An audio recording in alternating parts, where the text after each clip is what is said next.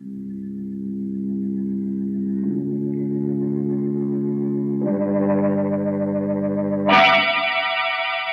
Tea and Lipton Soup present Inner Sanctum Mysteries, starring Boris Karloff.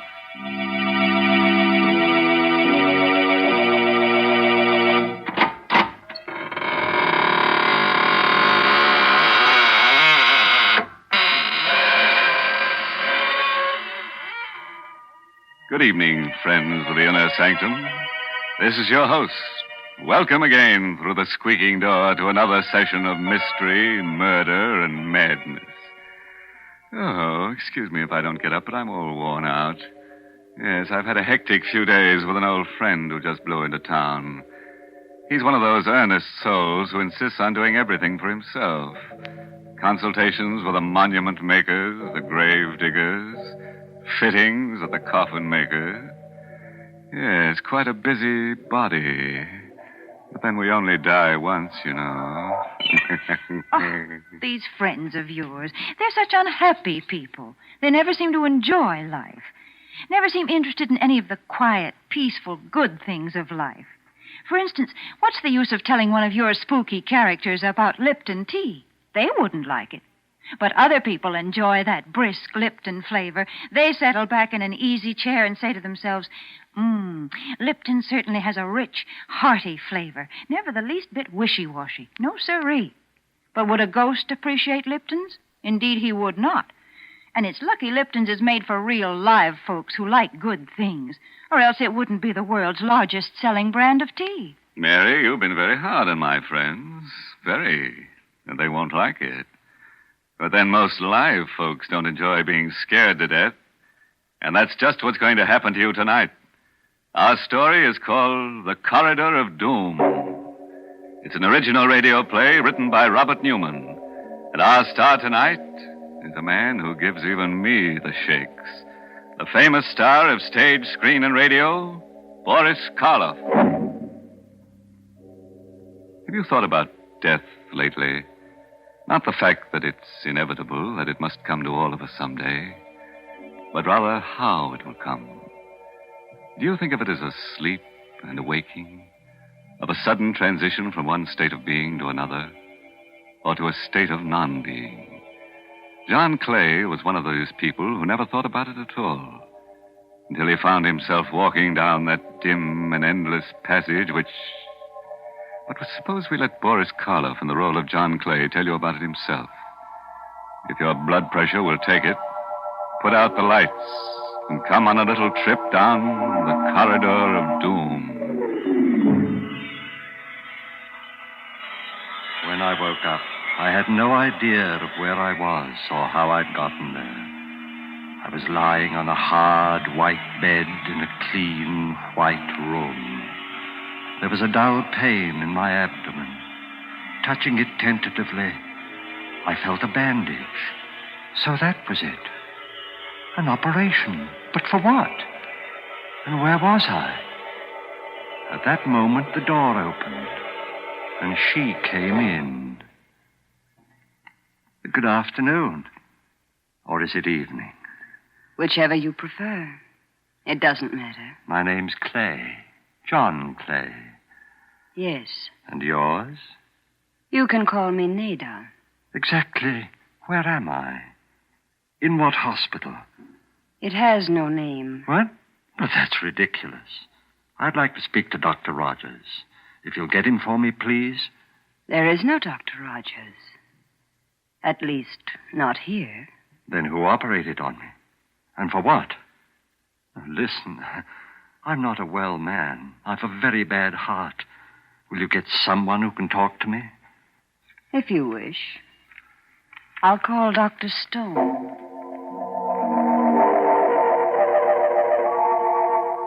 A chill crept through my bones. It wasn't cold. It was fear. Unreasoning and abysmal fear. The door opened again. And there stood a heavy-set man, his hair flecked with gray. And with him, my son-in-law, Alex Bartlett.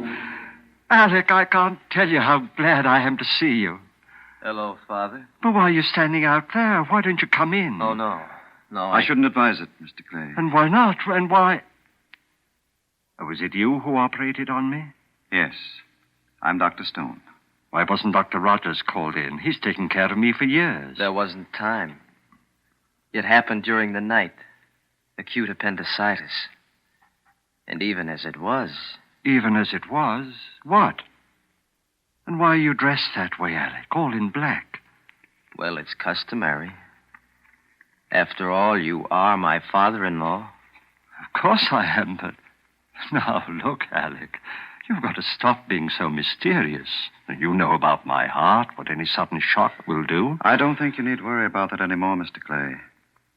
And as far as the mystery is concerned, this initial period of adjustment is always a little difficult. Difficult? Do you realize what it's like, lying here helpless, completely isolated, as if I were all alone in the world? Or isn't there someone I can talk to? Some of the other patients? Not just yet. When the time comes, you'll meet them. But, look, Doctor, I can't stand much more of this. I can't. If I don't find someone who really cares about me, who'll treat me like a normal human being... My dog. How about my dog? What do you think, Doctor? Yes, that's possible. We'll see what we can do, Mr. Clay. Come along, Bartlett. Goodbye, Father. You'll be back, won't you, Alec? I don't know. I'll try, but it's difficult. Very difficult. Then don't go, Alec. Don't leave me here all alone. Come back. Come back.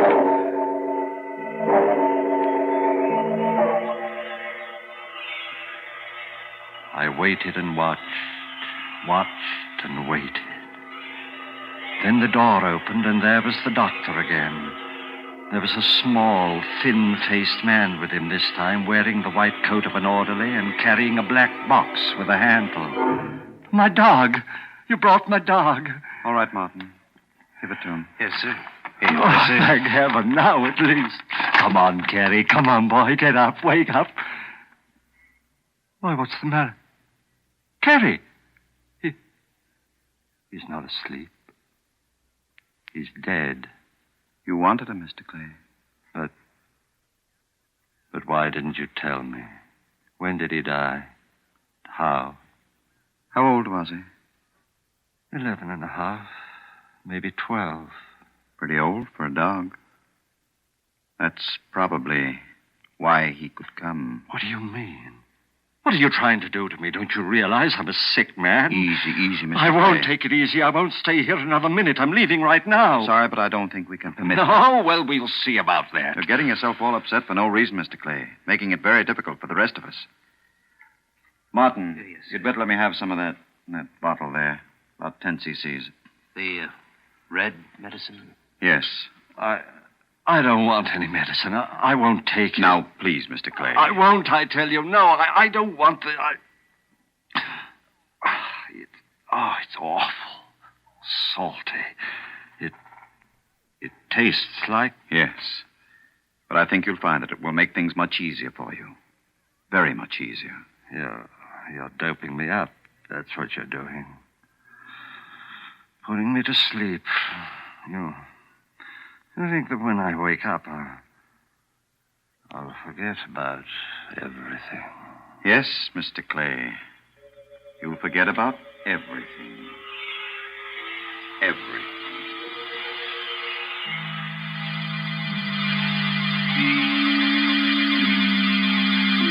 I was somewhere deep down under the earth. It was a passageway, stone-flagged and with stone walls, and I was walking slowly down it in my bare feet. I could feel the chill of the cold stones through the thick layer of dust. The passageway stretched ahead of me, endlessly. And then suddenly, I noticed that there were doors set into the walls on either side, closed doors. And on each door there was a name.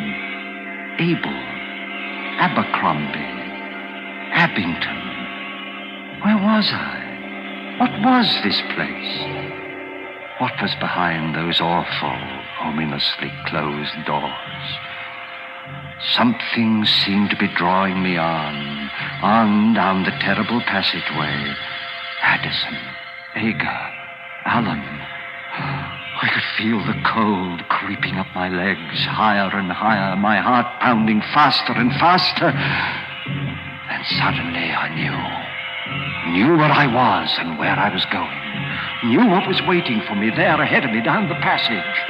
Exerting all my will, I turned, tried to go back. With a roaring in my ears, I was falling through the darkness. Falling.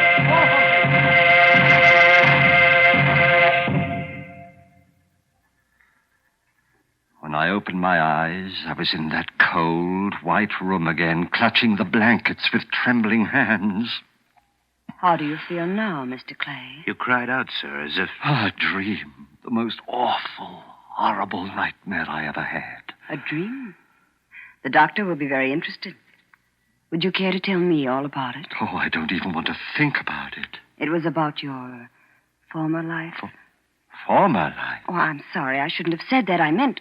Here, where are you going? To get my clothes, to get out of here. I won't stay here But you another can't minute. go. You can't, Martin. Help me. Please, let go. Let go.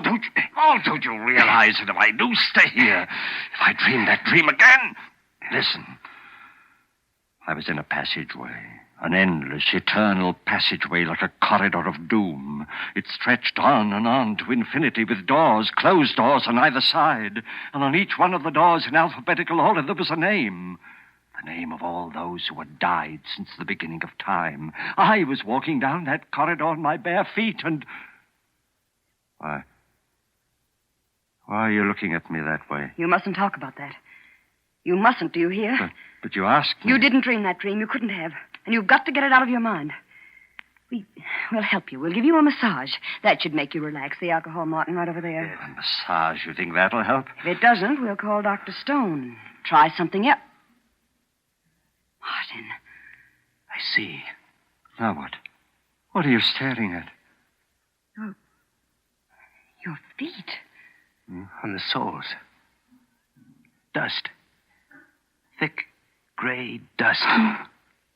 Dust. Like the dust in the passage. The corridor of doom. And that means... It wasn't a dream. It means... I was really there.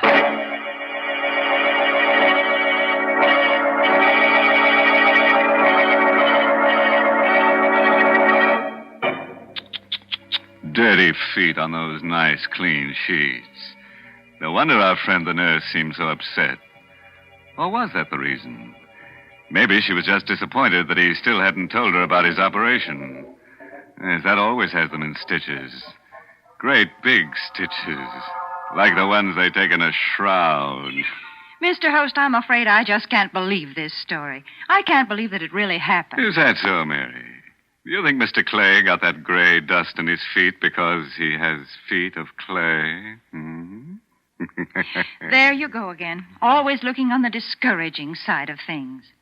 I really do believe I'd rather talk to cheerful folk, like those nice young men and women who sang that new Lipton tea song when I was at the studio. Sing a song of Lipton's.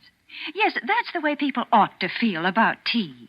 Because, you know, when you're feeling discouraged or tired, there's nothing quite like that brisk flavor of Lipton tea to perk you up. Yes, brisk means that Lipton's is never wishy-washy. No, siree, as they say in the song. So when you've had a busy afternoon, or maybe when friends drop in for a little talk, pour yourself a cup of cheer with brisk-flavored Lipton tea. It's got a special flavor that always tastes like home. And it always tastes like more, too. Well, now I think it's about time to take another little walk. Yes, down the corridor of doom with our star, Boris Karloff.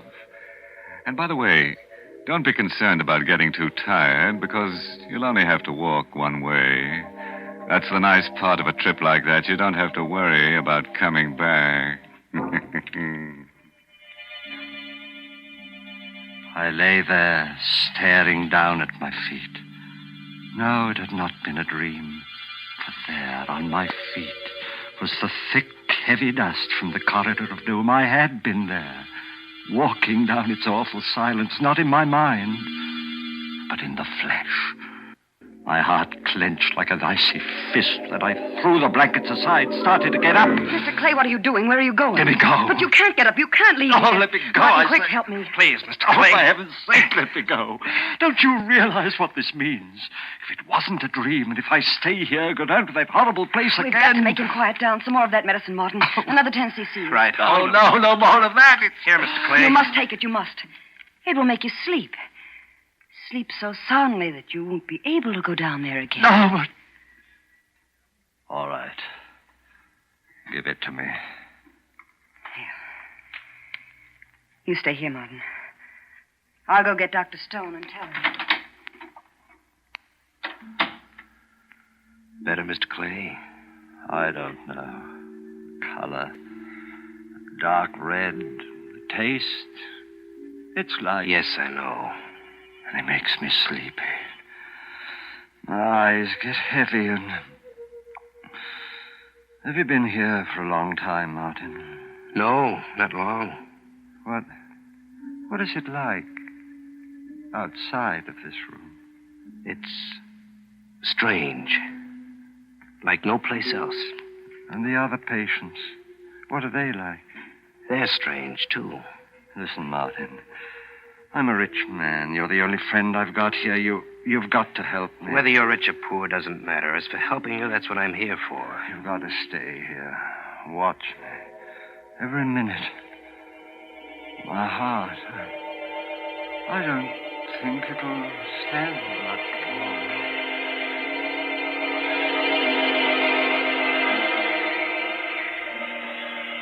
My first sensation was one of cold, numbing cold, creeping up my limbs.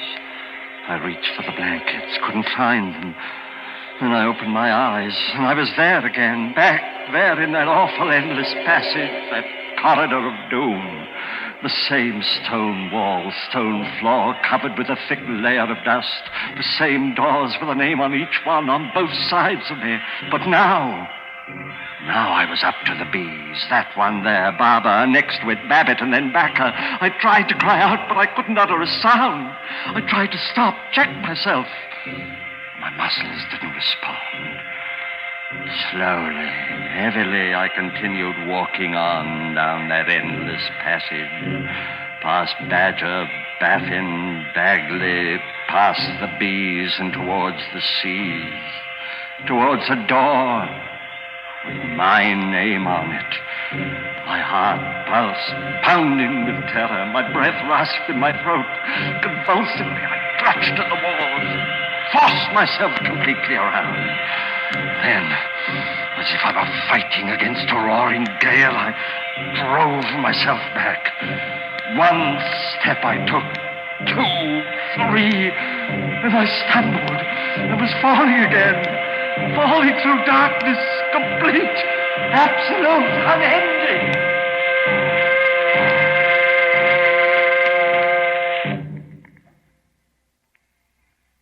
Even before I opened my eyes, I knew where I was.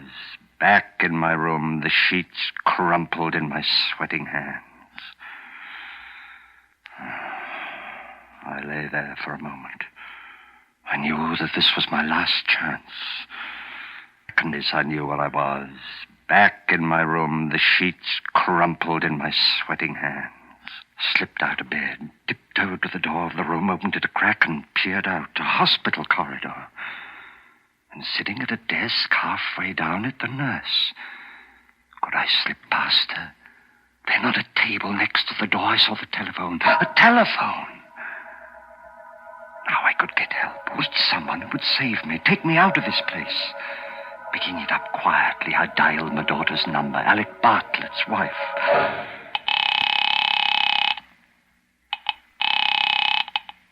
Hello? Jane? Oh, thank heaven. Hello? Jane, it's your father. Listen, you've got to help me. You've got to come and get me. I'm at the hospital. Alec Hello? knows where. Hello? Is anyone there? Yes, can't you hear me? Didn't you hear what I said? It's your father and... Jane! Hung up. I heard her, but she couldn't hear me. Something wrong with the phone, her phone. I've got to get hold of somebody, but who? Dr. Rogers? Oh, might be out. And if they come in while I'm phoning... Oh, I know, of course.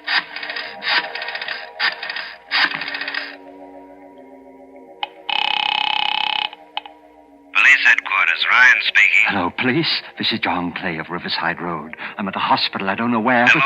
But can't you hear me, officer? For heaven's sake, listen. It's a matter of life and death. John Clay at a hospital. My son-in-law, Alec Bartlett, can tell you where. Hello? Officer, listen. Don't hang up. Oh, Don't. nuts. Officer, hello. Anything the matter, Mr. Clay? Dr. Stone, your telephone, there's something wrong with it. No, Mr. Clay. There's nothing wrong. Not with the telephone. But I tried to make 2 calls. 2 different numbers, and... I know. And you should have known. Nurse, orderly. Should have known what? Why couldn't they hear me when I could hear them? Why? Yes, Dr. Stone? Will you put Mr. Clay back into bed? No. I'm awfully sorry, sir. I only went out for a minute. Come on, Mr. Clay. No, please. leave me alone, please. Mr. Let go. Clay, No. No use struggling. You know that, don't you? Yes, I know. Doctor, I won't have to go back down there again, will I? Down to the corridor? That's not up to me. All right, nurse. I think we're ready for another dose. The final one. Yes, Doctor. No, doctor. No, not that red medicine. Not again. I'm sorry, but you've had a lot of time. All the time we can give you. All right, Mr. Clay. No, I won't Here. take it. You know what it means, Doctor. If I go back down there again to the corridor, it'll be to the letter C. To the place where my name is. If he won't take it by himself, perhaps you'd better help her, Martin. Yes, sir. No, Here, no, Mr. no, I Clay. won't.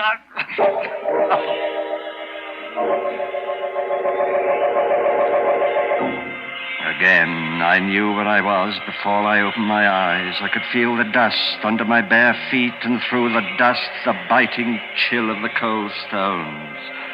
I was there, back in the corridor, walking down its silent length past the blank, closed doors. For the names on the doors, now they were all C's. Cabot, Cadden, Cahoon. On I walked, the beating of my heart, the pounding of my pulse loud in my ears. On down the passage, no longer even trying to fight against what I knew was inevitable. On past Cameron, Chelsea, Chiswick, and then, suddenly, terribly, one door.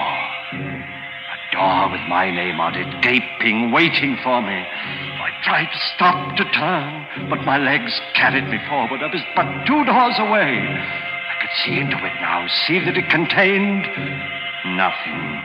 Absolutely nothing, not even a coffin. Just stone walls and a flat stone slab.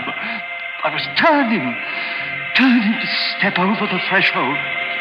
I made a last convulsive effort. Merciful heavens, help me! Save me!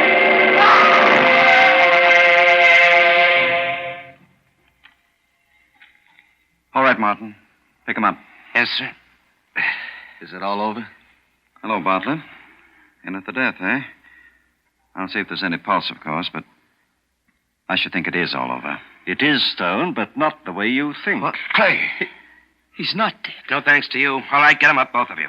Here, Mr. Clay, let me help It's you. all right, Martin. I'll be fine from now on. But how? Don't look so surprised, Alec. Mr. Martin is a detective. I hired him some time ago.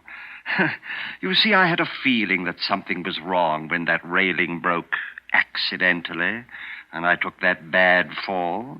So I decided I should investigate. You can't prove it. You can't prove anything. The first results of Martin's investigation showed me what bad financial shape you were in. And it was then that I realized that you had actually been trying to murder me to get hold of my money. So I faked that story of having a very bad heart. You mean it? I thought it would give you the idea of trying something more subtle and less dangerous. And it certainly did. But you still can't prove anything, not a thing. No, don't you worry about that. Don't forget. Come back here, Bartlett. You'll never have a chance to prove it. Come back, Bartlett.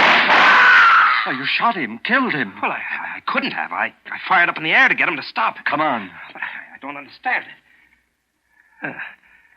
There's not a mark on him. But he is dead. He was the one who had the bad heart. That's what gave me the idea of pretend. Good heavens, look. At what? This hallway was supposed to be the corridor of doom. When I reached the door with my name on it, I was supposed to die. Look. Look at the name on that door there. The one right next to him.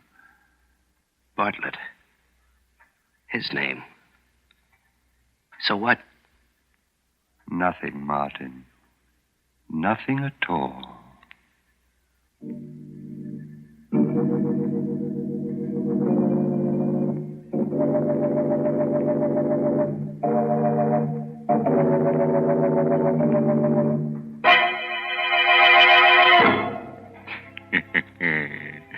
Now, where do you think old Dr. Stone got the idea for that little alphabetical graveyard?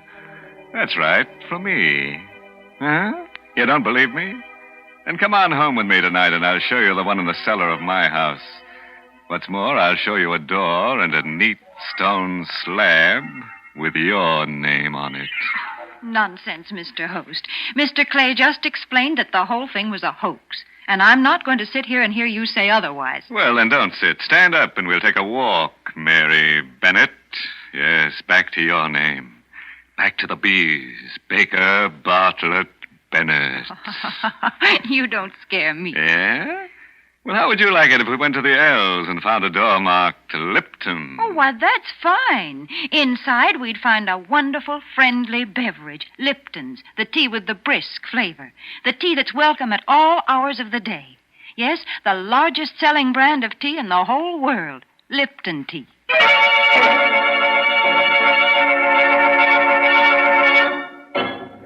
And now a word of advice.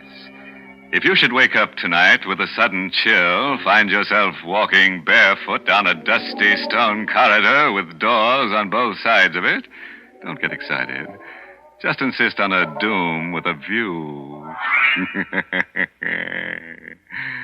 By the way, this month's Inner Sanctum Mystery novel is The Whistling Legs by Roman McDougal.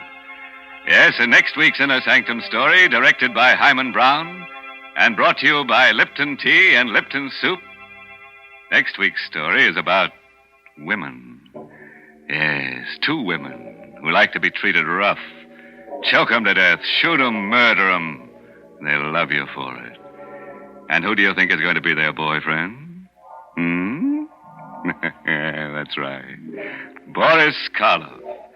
Boris Karloff will be with us again next week, because who else could love such women? So, if you're in a tender mood, tune in next Tuesday. Until then, good night. Pleasant dreams.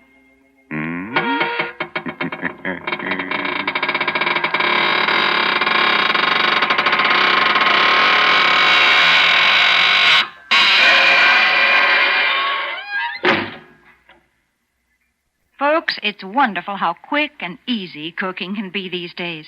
I guess some of you remember when it used to take half a day to make a pot of chicken noodle soup. But now we have Lipton's Noodle Soup Mix. You might say Lipton's takes no time at all to prepare, and yet it has a fresh cooked chickeny taste, a real old-fashioned homemade flavor. Yes, and it's brimful of tender golden egg noodles. Lipton's is grand for quick meals, and it's also a perfect beginning for the most elaborate dinner. So don't forget to serve Lipton's Noodle Soup. And don't forget to tune in next Tuesday night for another Inner Sanctum Mystery.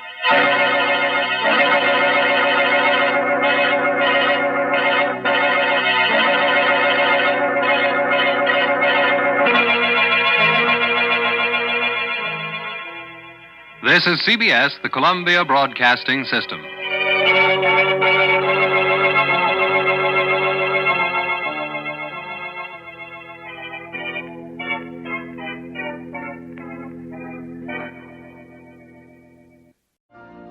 You've been listening to the OTR Gold Network.